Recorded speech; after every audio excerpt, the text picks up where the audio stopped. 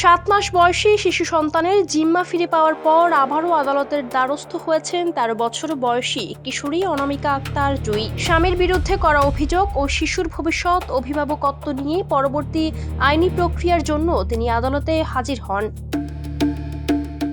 এর আগে দীর্ঘ আইনি লড়াই শেষে গত 28 জুলাই শুনানি শেষে আদালত শিশুটিকে আপাতত মায়ের জিম্মায় দেওয়ার নির্দেশ দেন।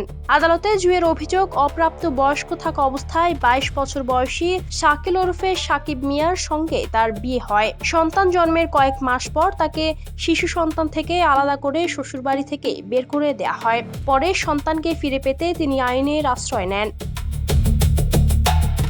পরে আদালতের নির্দেশে পুলিশ শিশুটিকে উদ্ধার করে আদালতে হাজির করলে শুনানি শেষে শিশুটিকে মায়ের কাছে রাখার আদেশ দেওয়া হয়। জুঁইয়ের আইনজীবীর দাবি, অপ্রাপ্ত বয়স্ক অবস্থায় প্রলোভন দেখিয়ে তাকে নিয়ে যাওয়া হয় এবং পরবর্তীতে তিনি নির্যাতনের শিকার হন। তবে অভিযুক্ত শাকিলের দাবি, জুঁই স্বেচ্ছায় তার সঙ্গে গিয়েছিলেন এবং পরে নিজেই বাড়ি ছেড়ে চলে যান।